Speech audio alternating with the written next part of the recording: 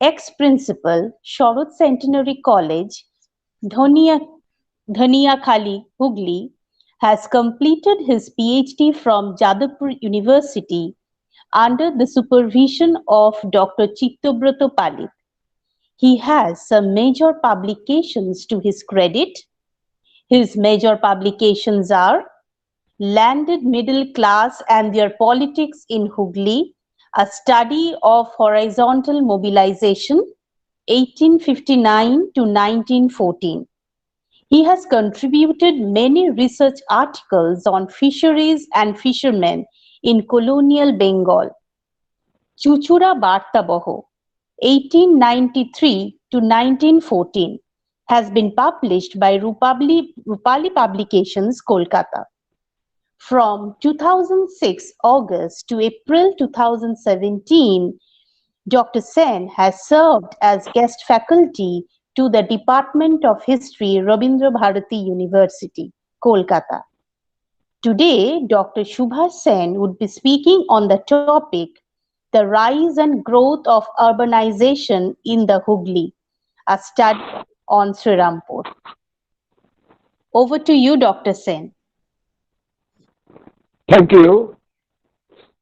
আমি অত্যন্ত আনন্দিত এবং অত্যন্ত প্রেজেন্ট মুড ফিল করছি। আজকের এই যে ইনট্যাক আয়োজিত হুগলি হেরিটেজ হিস্ট্রি অ্যান্ড সিভিলাইজেশনের ওপর আমাকে একটা পার্টিকুলার টপিক্সের ওপর বলার জন্য। আমার টপিক্সটা হচ্ছে Rise and Growth of Urbanization in Hooghly, a Study on Srirampur. আমি উদ্যোক্তাদের ধন্যবাদ জানাচ্ছি এবং আমি চেষ্টা করব যে আপনাদের কাছে বিষয়টা তুলে ধরার ক্ষেত্রে আমার বিশেষ স্প্যানটা থাকবে একেবারে 16th সেঞ্চুরি থেকে একেবারে 19th সেঞ্চুরির মাঝামাঝি কাল পর্যন্ত, অর্থাৎ since the 17th century or beginning of the 17th century, there had been merchant capitalism in Europe, and India under the Mughals had been the part of the merchant capitalism, and India was mainly an exporting country. The European traders and trading companies later came to trade here, and since the 16th century, since the middle of the 16th century. During this time, we see there had been large political changes towards the close of the 17th century and 18th century. The vast Mughal Empire began to disintegrate, and internal eruptions and external invasions, insurrection led to the decline of the urban settlements like Delhi, Agra, Patna, Dhaka, leading urban centers which had been the producing center as well as trading center had been gradually declined, at least for a century. Late 18th century, these urban centers began to emerge afresh and began to develop. Narayani Gupta, in her researches on urbanization on Delhi, had elaborately stated how Delhi had emerged as urban centers since the late 18th century, after the fall of the Mughal Empire. By this time, side by side, there had been rise of the British Empire centering around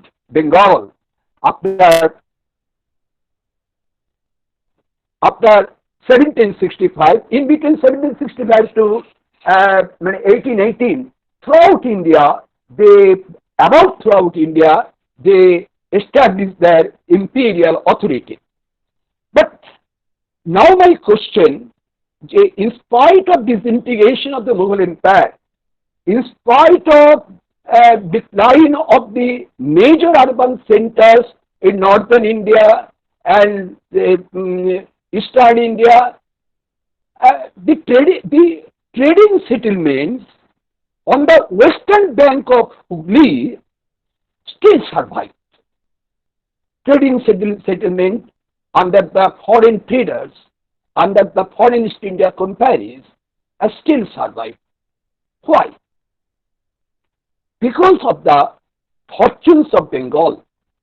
Once upon a time, Mughal emperors used to call Bengal paradise of nation, and particularly on the western bank of Hooghly, we find the emergence and flourishment of the trading companies. Portuguese first established their factory and fort in Hooghly in 1578. Prior to this period, they traded at Chattogram, which was then imperial port.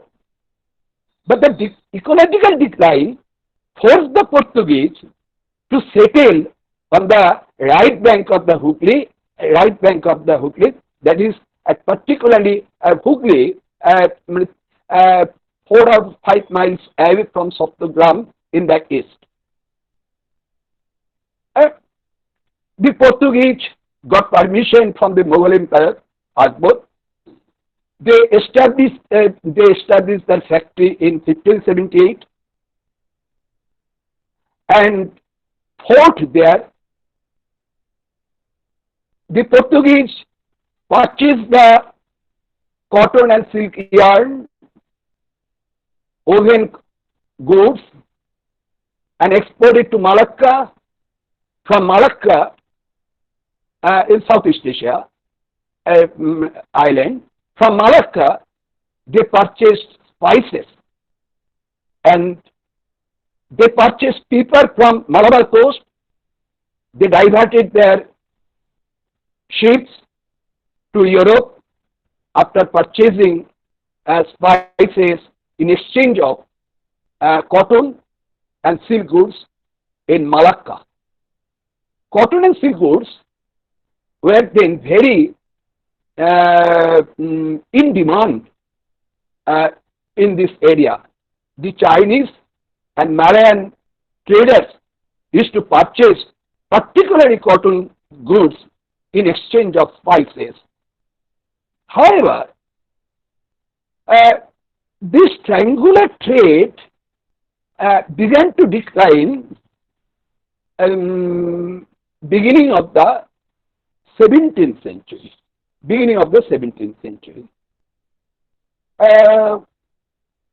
Portuguese created raft in the imperial authority. Shah Jahan had prohibited them from trading at Hooghly. In 1632, Hooghly was captured by Shah Jahan, and since then it became an imperial port.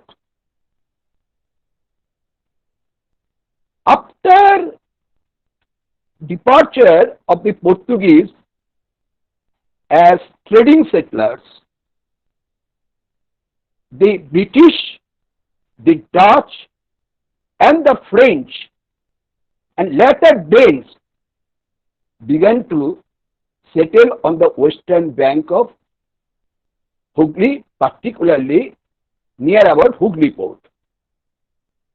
Hooghly port continued its flourishment up to the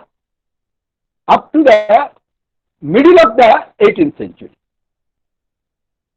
By this time, political disintegration caused economic disintegration. Mughal forced the British trading traders to give them more and more shulko, that is, custom duties were imposed on the goods they purchased and traded. And especially this Qasim Khan, then Faujdar, like the Faujdar of Surat, had been suffering from financial stringency. They were not collecting enough surplus from the Jaigis. Naturally, they had to rely on the exaction from the traders. The Surat traders revolted during this time. I mean, 1630s or 40s. Ashim Das Gupta elaborately stated this matter in his researches. And Qasim Ali Khan, Faujdar of Hooghly, forced the British East India Company to give more and more custom duties and Nazrana. Job Charnock was then head of the trading companies. Job Charnock was forced to quit Hooghly and move towards south, Sutanuti, Govindpur, Calcutta. They established the settlement which marked the beginning of the urbanization of Calcutta. By this time, we see the Dutch East India Company settled and established a factory at Chinsura, a few miles away from Hooghly port. Ratanlal Dasgupta, in his a good article, he written a good article on Chinsura. He stated how the Dutch established a factory at Chinsura and established fort there. They distributed landed properties among the residents of settlers of the place. He emphatically stressed the point that under the Dutch, private ownership in land had been lying with the purchasers of the new land owners. He categorically stated the settlement of the town Chinsura, and he stated the prices of land gradually increased with the expansion of urbanism of Chinsura, and hence the increase of settlement there. 1824, Chuchura was handed over to the British government, and after 3 or 4 miles south, there was French settlement on the right bank of the Hooghly. Perhaps 1660s, the French established a settlement at Chandanagar. During the time of Dupleix, in early years of 1740s, Chandanagar attained a zenith of development in respect of urbanization. Indra Rai wrote a famous article in Bengali, in vernacular language, on the rise and development of urbanization at Chandanagar. Her article was published in Jigyasa Putrika in 1979. Jigyasa Putrika, Shiv Narayan Rai edited, Jigyasa Putrika. Fine article. Then,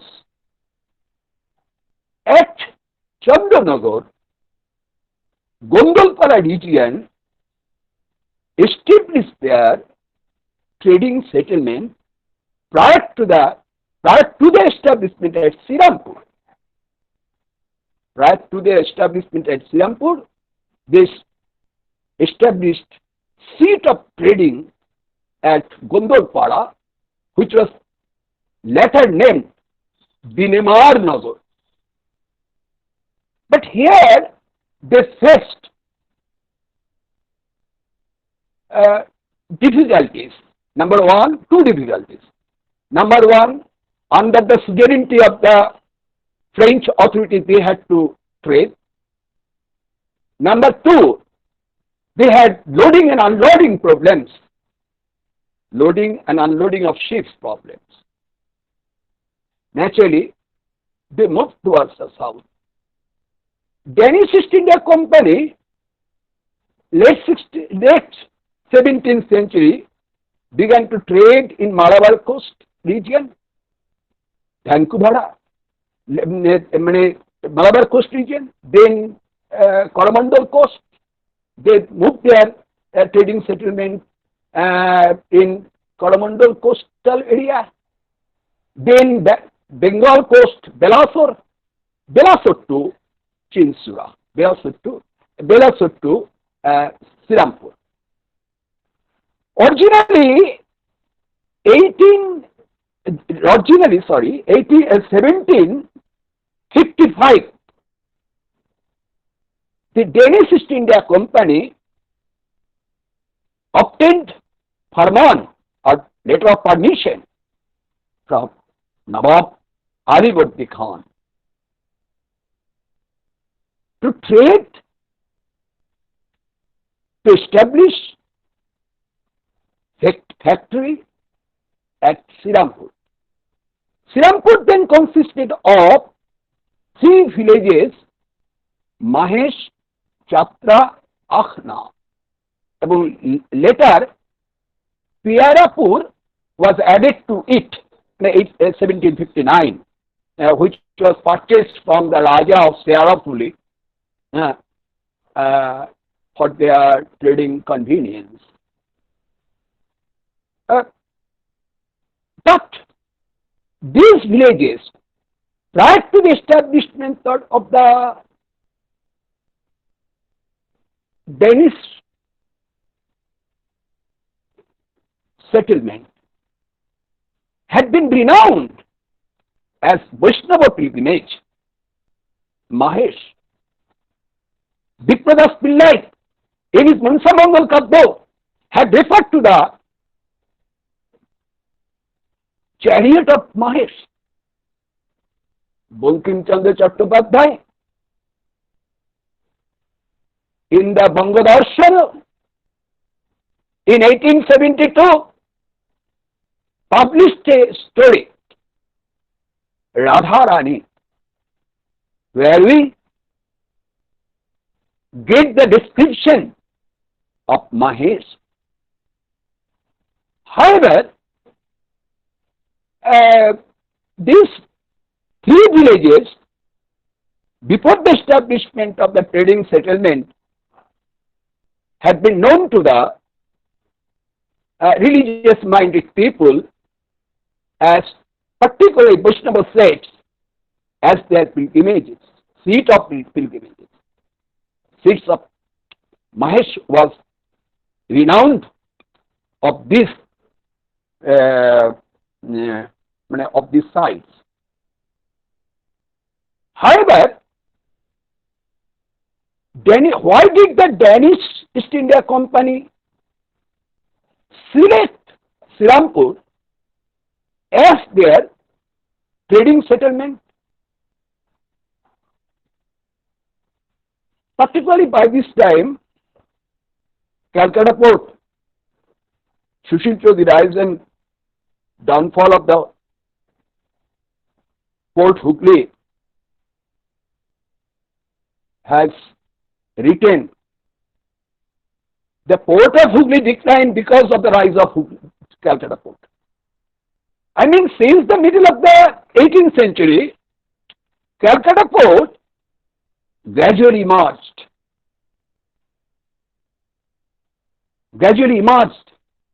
as a premier port in eastern India.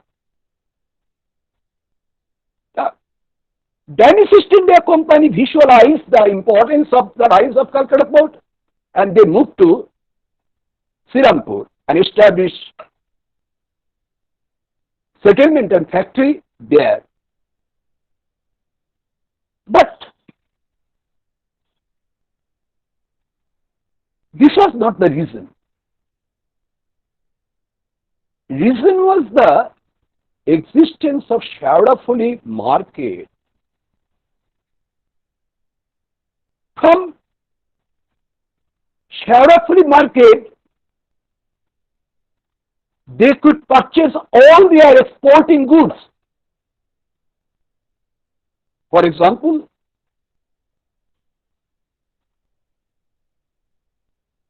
cotton and silk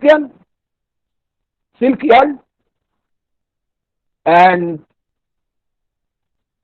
woven clothes, salt and saltpeter, and grain, which had brisk demand in European market in time. So naturally, secondly, Shavdafuli market, which was established by the Rajas of Shavdafuli, and Zamindar of Shavdafuli, which was the collateral branch of the Banswariya Raj, head from Paturi, Bardwan. This Shavdafuli market had keen connectivity with the nearby weaving centers. For example, Horipal, near about Sirampur, Koikala, next station, next to Horipal, Bhandarhati, Dhaniyakhali, Jagalballabhpur, etc., where the great weaving centers, the weavers of those regions came to sell their products, and Danish merchants were the sole purchasers. Secondly, salt. From the coastal region of Bengal, salt was imported in the market through middlemen. Lastly, saltpeter. একটা কথা বলছি, 1815 সালে Waterloo যুদ্ধে ইংরেজরা জিতেছিল এই বেঙ্গল থেকে saltpetre ওরা সহজে পেয়েছিল বলে। সল্টপিটার বন্দুকের টোটা তৈরি করতে লাগে। The saltpeter had very demand in Europe, and saltpeter manufacturing center was at Patna region. So middlemen, saltpeter used to be imported in Shavdafuli market. Naturally, the Danes had the marketing facilities. Very easy marketing was possible from the Shavdafuli market. And future researchers may do research on the market of Shavdafuli. There had been many sources lying in the state archives, government of West Bengal. Oh, however, Danish East India Company established factory meanwhile, and meanwhile they purchased Pierapur, Patni, a 10-year land from the Raja of Sharapuri. Trading center would depend on the easy communication. It is known to the Danish settlers. Naturally, they repaired, extended Grantang Road, just passing through the heart of the town. And they try to maintain peace and order within the 4 villages so that the trading transaction continued well. My next point is production relations and the Danish East India Company factory. Production relations. Danish East India Company factory was not the manufacturing center. It was a distribution center.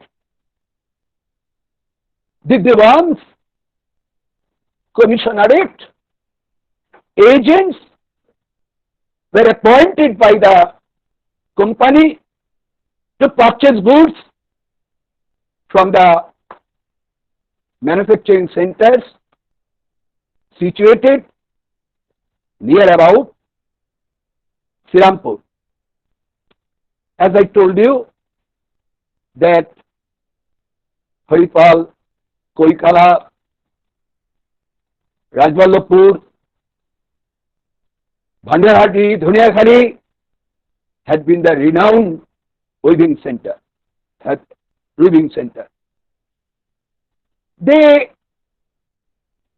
These middlemen, agents,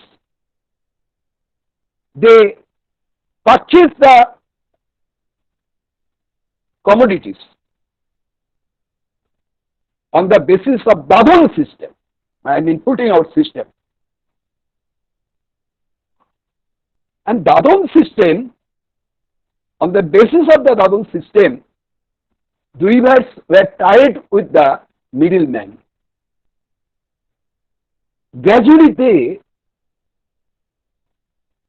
severed the relation with market directly.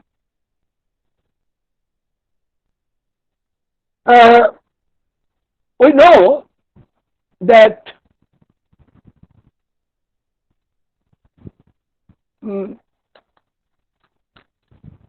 Shobharam Bosak, weaver by caste, and Anandiram Dhova, washerman by caste, had been recruited by the Danish East India Company as their Dewan and agent. Next we see the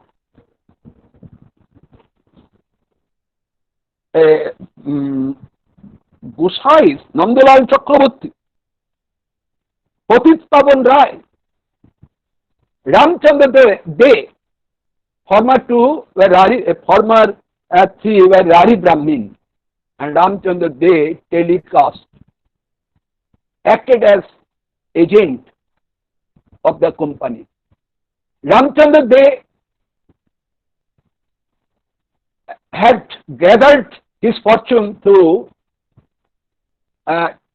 trade in saltpeter.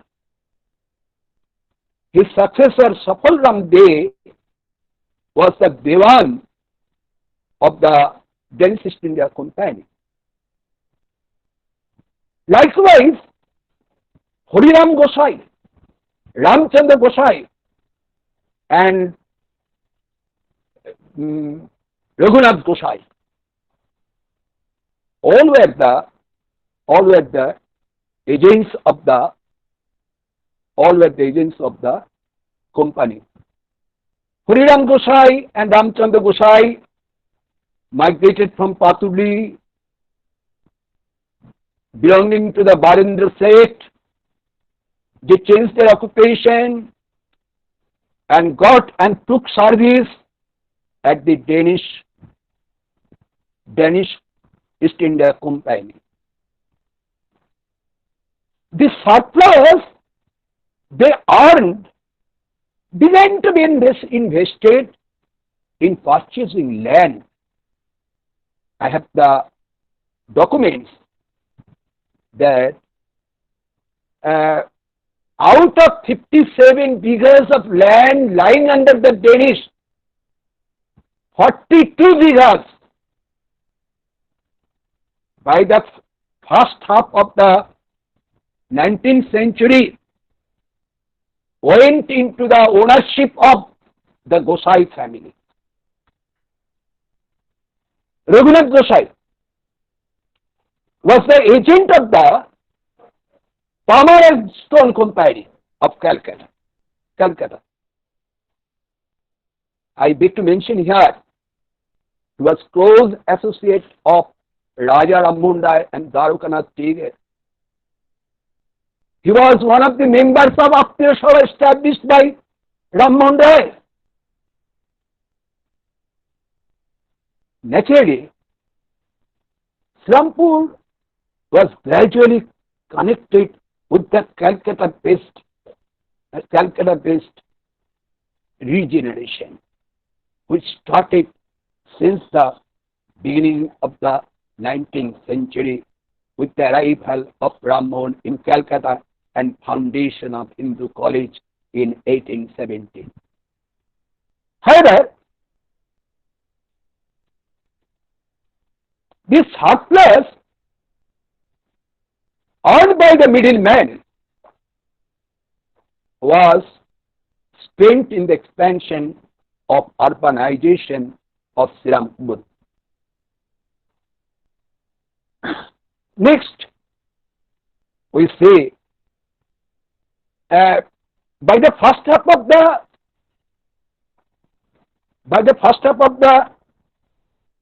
19th century,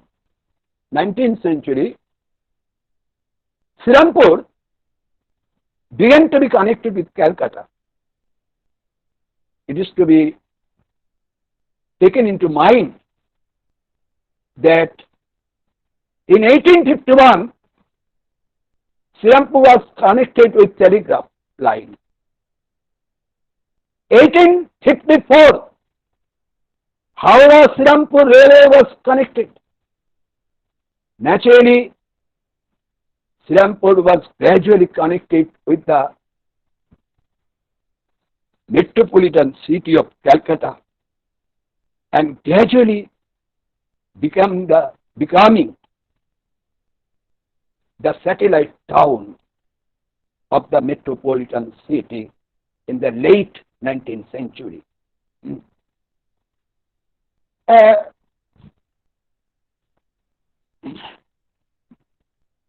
Thus, we see that by the first half of the 19th century, two major developments we find. One development was the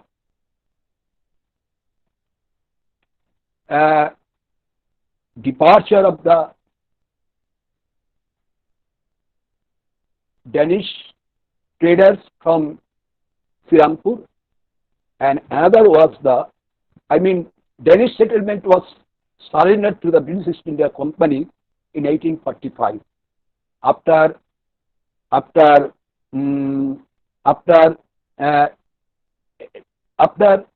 passing through a prosperity. At least 45 years, Danish East India Company witnessed the golden phase of trade in Bengal, and relations between the foreign East India companies, I mean British East India Company, French East India Company, Dutch East India Company, Danish East India Company, would depend on the international politics. Since the beginning of the 19th century, particularly Napoleonic wartime, relations between Denmark and Great Britain began to be ruptured. In 1808, Sirampur was captured by the British.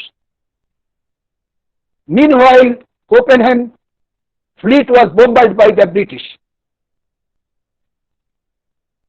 Naturally, Danish trade remained hampered. British East India Company robbed up the warehouses situated Sirampur in 1814.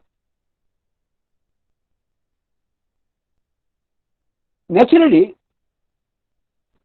trading activities suffered a lot. Secondly, with the introduction of the free trade economy under the industrial capitalism, since the beginning of the 18th century,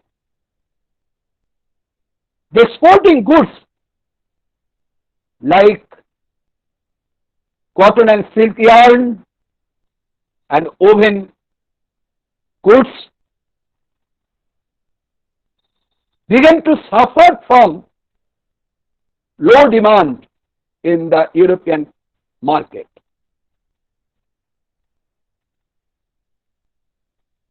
Naturally, decline of the exporting goods in the European market created a lot of difficulties on the part of the Danish settlement in Sirampur. Secondly, saltpeter, which was very lucrative, suffered from eclipse of demand in the European market. Why? Because chemical powder was invented to use in the cartouche or arms. Naturally, economically, Danish East India Company, by the first 2 decades of the 19th century, faced reverses of fortunes. Side by side, Danish East India Company had a lucrative business of remittance. They were the media of remittance of surplus capital of the servants of the British East India Company to Europe.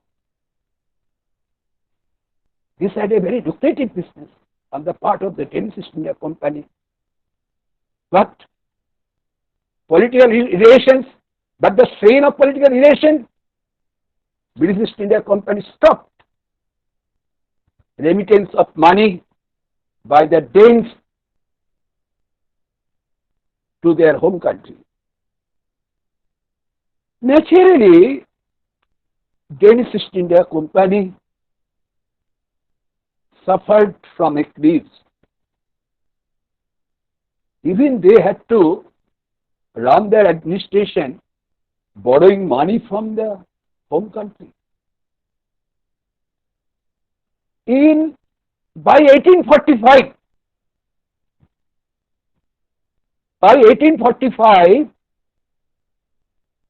Danish East India Company sold its property at Sirampur by only 12 lakhs. একটু দেখাও ওটা, একটু আমি chart একটা দেখাচ্ছি, একটা table দেখাচ্ছি কিভাবে ড্যানিশ প্রপার্টি বিক্রি হয়ে যাচ্ছে, আমি দেখাচ্ছি। In 1945, British East India Company surrendered. Danish East India Company surrendered. একটু বড় করে যাবে না, এটা বড় করে যাবে না। Here I am showing the table where the property of the Danish East India Company were being sold, and name of the purchasers and leading purchasers were the Gosais of Sirampur and Anandiram Dhoba, etc. And this documents was lying in the archives of Collectorate Hooghly, which was printed in appendix in my book. However, since then, Sirampur became the subdivisional town under the British East India Company. But during this time, two phenomena we have to cite. Number one,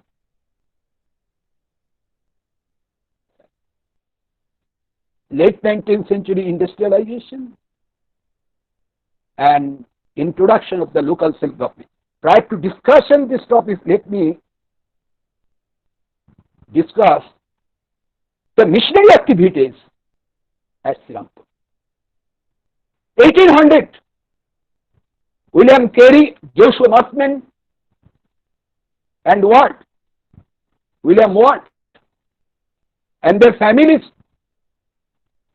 began to settle in Sirampur to preach their missionary gospels and carry on their missionary activities. Why they had chosen Sirampur? Because it was a Danish settlement. Here, ban on preaching of Christianity on the British territory was not applicable. I mean, British East India Company put ban on preaching Christianity and missionary activities in the British territory.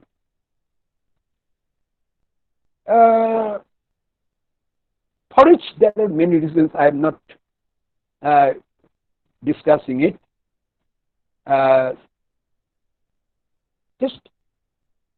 These missionary activities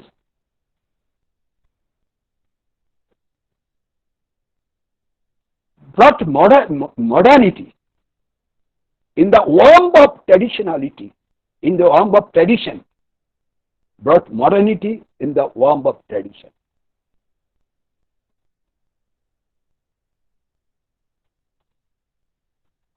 Vernacular language-based schools, primary to secondary, were introduced under the careful guidance of William Carey, who was assisted by Ramram Bosu, etc. In 1818, Sirampur College was established, and they introduced public health services, because during this time malaria ravaged the region. Now question is, a cultural development, a new line of cultural development we find with the advent of the missionaries in Sirampur. the people belonging to the lower class go to the primary schools and they began to learn elementary education there. The middle class, after the introduction of Srirampur College, benefited much. Srirampur College, just after 1 year of the establishment of Hindu College, it was started. In 1836, Hooghly College was started at Hooghly. However, through Srirampur College, the high caste people of Srirampur began to be taught the higher education. But that much more contradiction with the missionaries. They benefited much, but helped nothing to the missionaries' activities by this time. However, by this time we see the female education was spread here.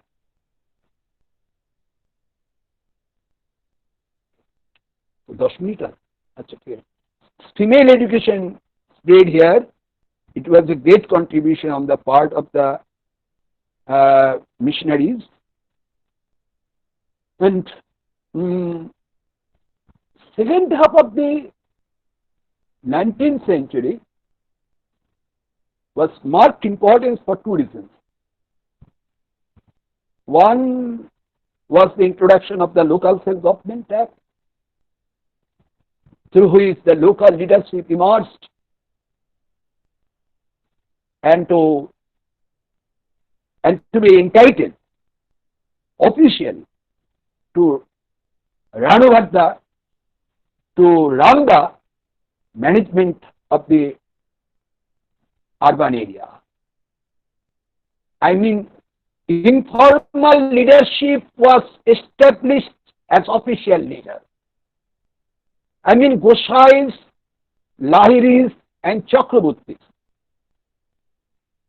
who were the informal leader in the society, they became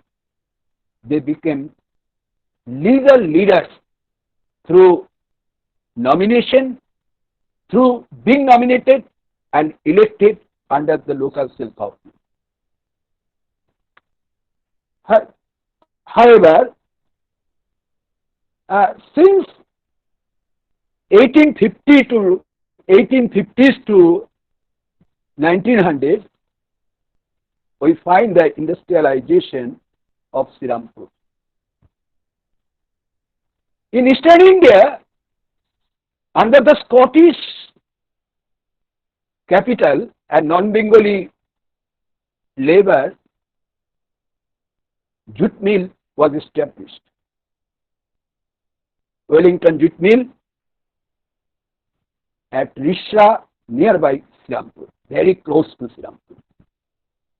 And 1865 to 1900, there were 6 jute mills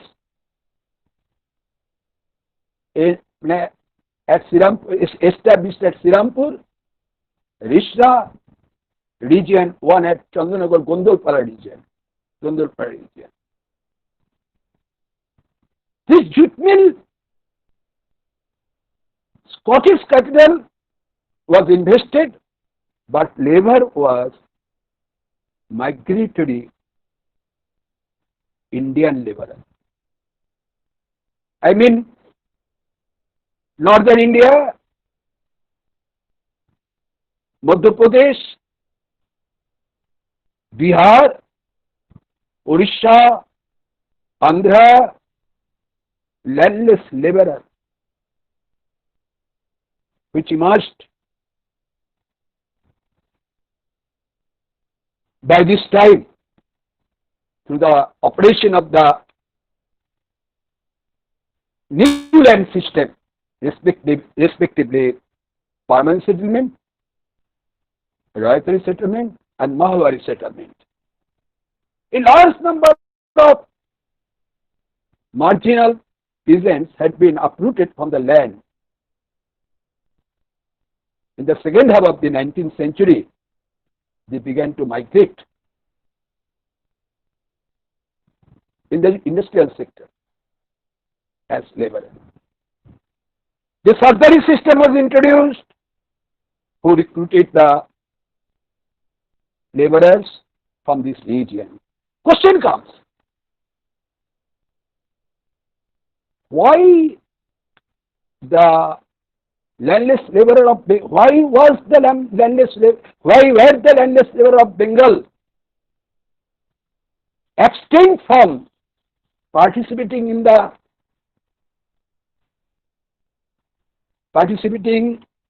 factories as laborer? Rajat Rai, in his researches, argued that income from the land was higher than the wages they received from the labor received from the factory. However, this demographic change, this caused the demographic change. In 1870, Sirampur population was 2,440. In 1901,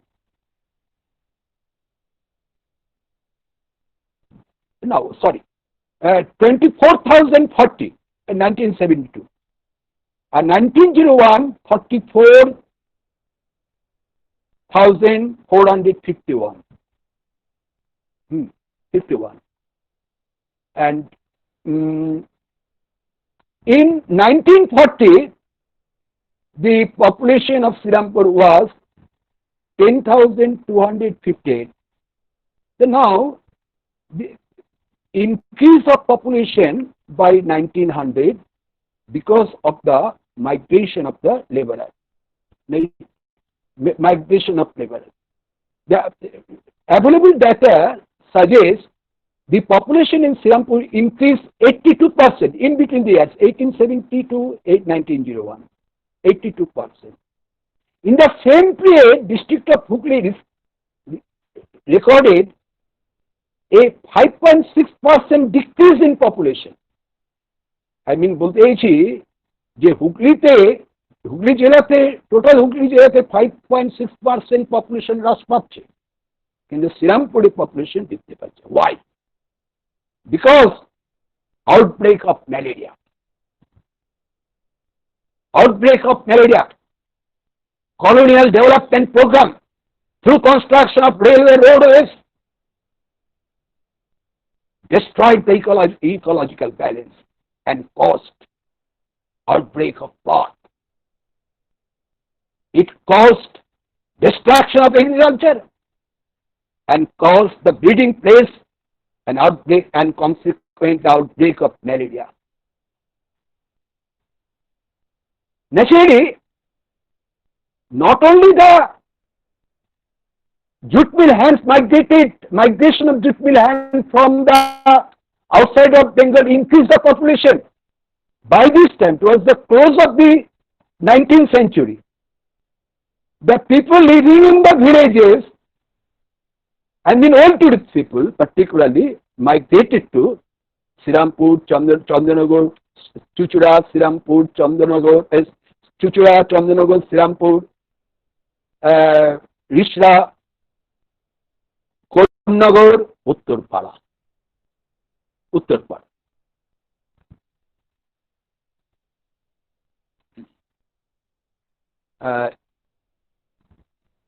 And by this time, connectivity between Calcutta and Srirampur was much more close. Srirampur lost its earlier status of urbanity and urban character and became the satellite town of Calcutta. Thank you. ঠিক আছে? আচ্ছা আচ্ছা।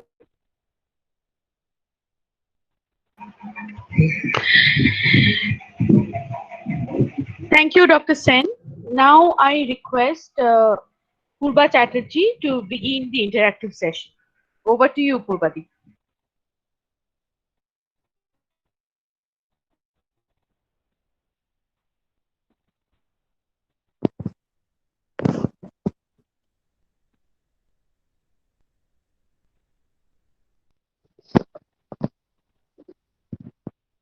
I hope everybody can hear and see me. Yes, we can. Yeah, thank you. Thank you, Dr. Sen. That was a very, very engrossing lecture, and I enjoyed it immensely, and every one of us here. Thank you once again. So, what I gathered from your lecture that you spoke about the three different strands of history that has always been in Srirampur, the three different strands of development. From the time Srirampur became Frederiksnagar, and then again Denmarksnagar, Frederiksnagar, then again it reverted back to Srirampur. That was a very engrossing tale. You spoke about it being a trading center, and also there was the religious strand, the trading strand, and of course the educational strand. So that was a very comprehensive manner in which you encompassed all these different strands of Srirampur. It would be very interesting to know that you spoke about Haripal, Kaikhala, Bhandarhati being the renowned trading centers. And you spoke about... Manufacturing center. Manufacturing. Can you hear me? Yes, manufacturing center. Yes, manufacturing centers, and you spoke about saltpeter. So, I had heard that the Dutch in Chinsura, they had also traded in saltpeter. So, was there any connection between these two? I would like to ask you that later on. And also, you spoke about Shobharam Bashak and Anandilal Dhoba and the Gosais, who later became the masters of Srirampur after the departure of the Danish traders. And you also spoke about... Hello? I mean, Telis of Srirampur, they traded in saltpeter. I told you, they gathered fortune from trading in saltpeter. Yeah, that's what I'm saying. I had heard that the Dutch of Chinsura had also traded in saltpeter. So it would be very interesting to know if there was any connection between the Dutch and the Danish traders along the Hooghly. That's what I'm asking you. I'll be asking you later on what you said, that it was a very interesting thing you touched upon when you said that the Gosais and the other people, Anandiram Dhoba, they became the real masters of Srirampur after the departure of the Dutch. So there's this constant flux and changing of society. From the earlier rural character, it became, it attained a metropolitan character. Urbanization happened, it attained a metropolitan character, and again after the departure of the Danish traders, it became a satellite town of the British, and again it kind of reverted back to its original self along with a change in its name. But in spite of the fact that the 19th century Renaissance, as you said, it had touched Srirampur, especially in its field of education, as you had said. And you spoke about the Srirampur trio, William Carey, Marshman and Ward, who had established schools for girls and also the Srirampur College, and also about their books, the books they published. So it was a very important center for education, and also the religious aspect was there.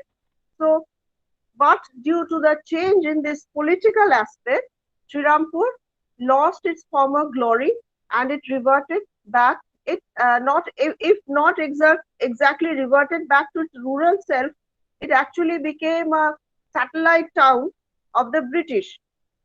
That is a very interesting case study, I would say. So, how did this transformation really affect the town as a whole, with this whole lot of culture and history and the prominence that was there before? So, how did it happen? You said you spoke about these traders. There were the Dutch traders, and then these their factories and their land, they were all bought by these Indian traders. So, was there a reversal in fortune of Srirampur in that sense? I want to ask you that, because trading was still now happening. So, after becoming a satellite town of township under the British rule, was there a reversal of economic fortune? Because trading was still continuing. This is a question I would want you to ask. I want to ask you, Right. and it's a very interesting thing. I would want to know about it. Thank you very much. Since the introduction of the railway particularly, I mean, Danes disappeared from the field of economy with effect from 1930s. Then gradually disappeared from the economic activities. You see, the Gosais of Srirampur, Lairis of Chakraborty and Lairis of Srirampur, and Bossaks, they invested the surplus capital in purchasing land, not in the field of economy, not in trading. They invested in land, neither in commerce nor in sphere of white trading. Naturally, reversal from feudalism to capitalism.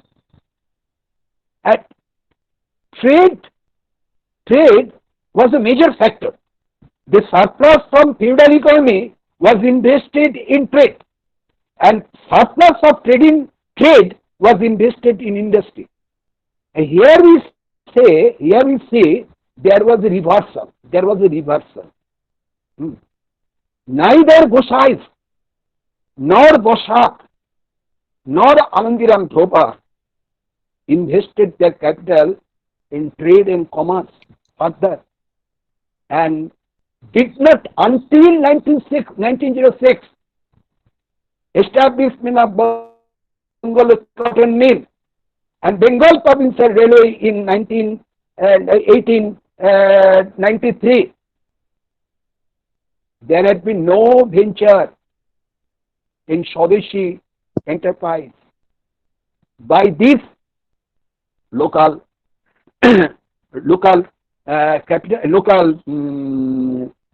moneyed men. Naturally, after departure of Danes, the producers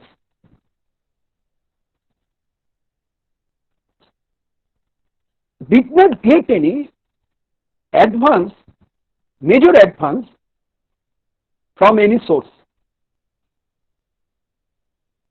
They had to depend on Borobajar. They had to depend on Howrah market. Naturally, economic tie was being more and more strengthened with Calcutta rather than with the town Srirampur. This was the one factor. And secondly, this was another question, and last political aspect. মানে দেখুন, যে নবজাগরণের সাথে এদের যোগাযোগটা বেড়েছিল। দিগদর্শন, সমাচার দর্পণ এই খ্রিস্টান মিশনারিদের উদ্যোগে এখানে পত্রিকা হিসেবে মান্থলি, যথাক্রমে মান্থলি, মাসিক এবং দৈনিক পত্রিকা হিসাবে 1818 সালে ইন্ট্রোডিউস হয়েছিল। তারপরে কিন্তু শ্রীরামপুরে আমরা খুব বেশি এই ক্ষেত্রে উদ্যোগ দেখি না, মানে আই মিন মিশনারিদের পরবর্তীকালে। বরঞ্চ আমরা দেখি মানে লেট 19th সেঞ্চুরিতে মিউনিসিপাল পলিটিক্সকে কেন্দ্র করে contradiction between the landed gentry and the mill owners and the British East India company develop. In my works, I have shown it. Municipal issue. In the Bengal province, in the floating of the Bengal Province Railway Company, neither the Gosais nor the Bosaks purchased the shares from the Bengal Province Railway Company. Thank you. That was very Which was informative. I just wanted to know that what were they doing, the economic and the political aspect, and you have explained it very nicely. They began to reinvested in land. Gosais of Srirampur purchased many landed properties in Bankura, Midnapur, Hooghly, and from these landed gentry, there had been sparking of Swadeshi movement. Yes. So there was a change in perspective. There was a change in perspective in business actually. Yes. Because landed gentry had been under handicap, under the British rules and regulation, income tax, etc. And surplus from the land began to be decreased day by day, owing to the flood, outbreak of malaria, destruction of crops, failure of crops, etc. Naturally, surplus from the land, they did not get sufficient surplus from the land. Naturally, their economic condition began to be dwindled.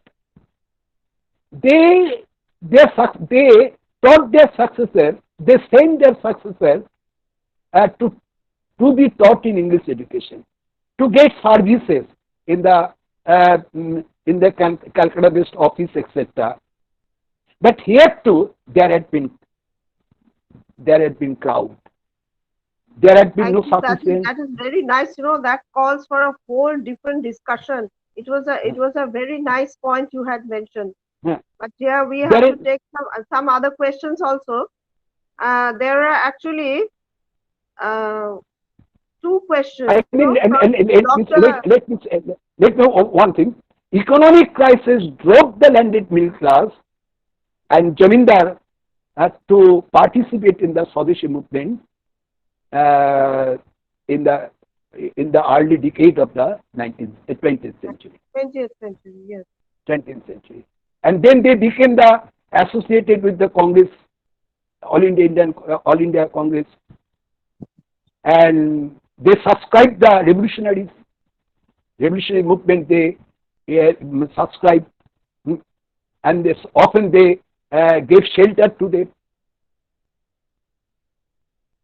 Yes. So here's a question. There are two questions actually from Dr. Ian Magadera from Liverpool University. He's saying, what were the networks that moved goods from the inland areas to the river, waterborne or roadborne? What were the navigable channels perpendicular to Hooghly? Mainly navigation from Bay of Bengal via Calcutta to Srirampur, and roadways, Grand Trunk Road, once constructed by Sher Shah, which the Danes repaired and reconstructed, and bifurcated road they constructed, and naturally roadways business communication had been there. I mean, particularly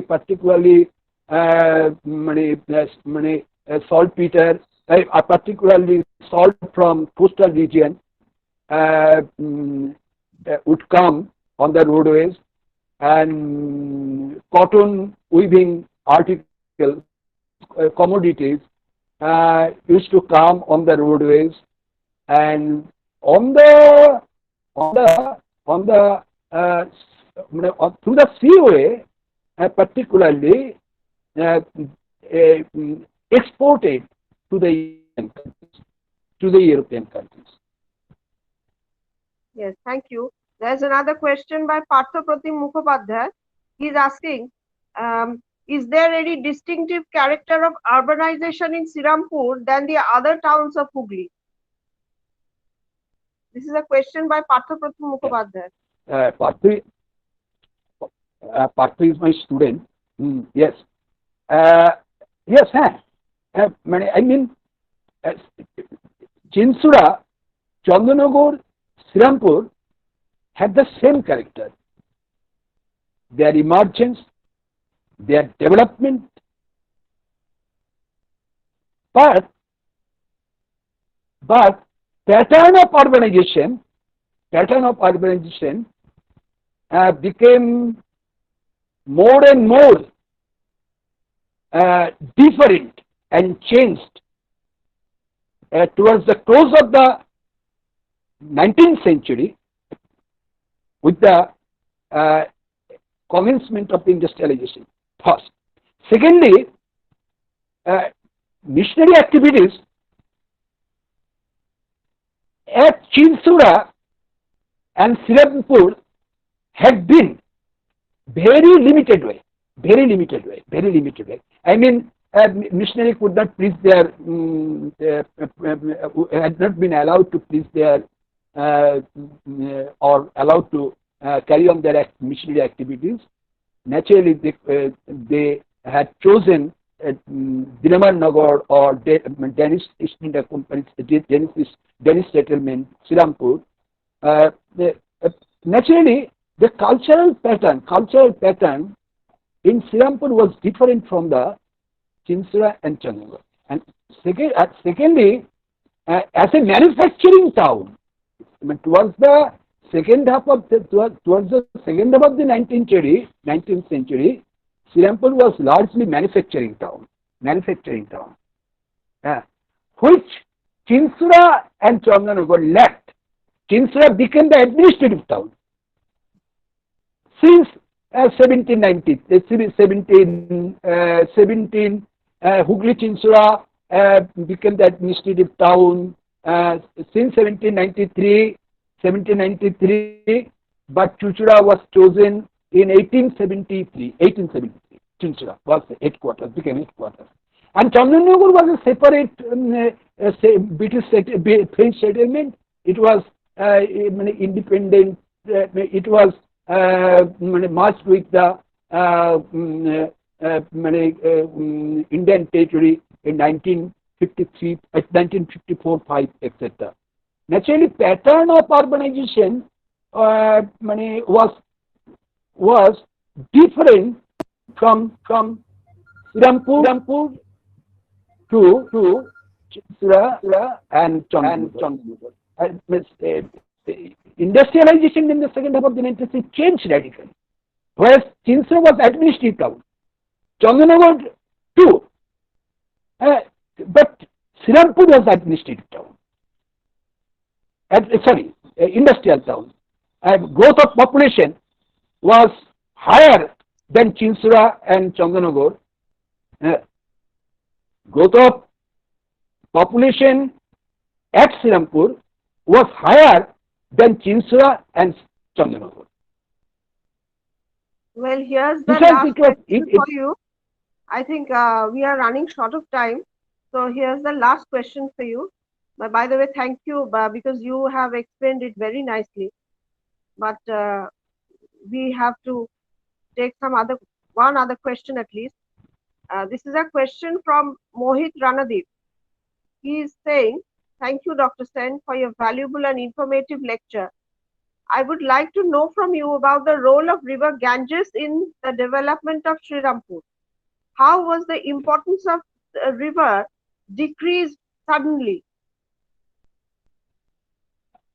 Yes, in the development, flourishment of the urban centers on the western bank of Hooghly, the river contributed largely. And first riverborne trade, I mean, roadways was not safe by this time. And you see, late 18th century, early 19th century, there had been revolts, insurrection, dacoits, robbery, etc. Naturally, it was not, roadways had not been safe. Safe was rather river ways. Naturally, in the building of the urbanization, in the growth of urbanization, in the development of urbanization, river Hooghly contributed much. Number 1 point. Secondly, it was nearer to Calcutta. Nearest to the bay. And just opposite Barakpur, where British soldiers had been stationed. Naturally, Srirampur had many geographical advantages for the emergence of an urban center on the western bank of the Hooghly. Yes. Thank you very much, Dr. Sen. It was very nice to have you, and we are looking forward to having you again. Thank you again. Over to Antara. Thank you, Purba Chatterjee.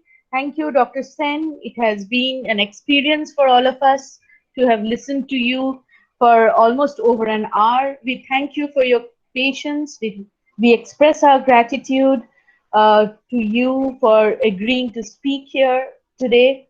As we always do, we also want to extend our heartfelt gratitude to our viewers here in Google Meet, in Hooghly River of Cultures pages, and in Inter Hooghly chapter pages. Our next lecture, which is scheduled on the 18th of October, would be delivered by Sri Chandrasekhar Bhattacharya, who is an eminent journalist, and he shall be talking about Durga Puja in Hooghly, but from a different take, from a different perspective. আমাদের পরবর্তী lecture Shri Chandrashekhar Bhattacharya Hooghly জেলার কিছু ব্যতিক্রমী দুর্গাপুজো। যদিও আমাদের বর্তমান যা পরিস্থিতি, তাতে করে আমাদের খুব সাবধানে এইবারের পুজো কাটাতে হবে এবং হয়তো এইভাবেই আমাদের বাড়িতে বসে নিজেদেরকে সচেতন রেখে অন্যজনদেরও সচেতন রেখে দুর্গাপুজো কাটাতে হবে। ইন্টার হুগলি চ্যাপ্টার সেই উদ্যোগ শুরু করছে। 18ই অক্টোবর আমাদের পরবর্তী লেকচার হবে। আমরা সবাইকে আমন্ত্রণ জানাচ্ছি আমাদের পরবর্তী লেকচারে আসার জন্য। আজ তাহলে এই অবধি, সকলে ভালো থাকবেন। শুভরাত্রি। Thank you everybody. Thank you for joining. বাসু কি উঠিয়ে দিয়েছি তো?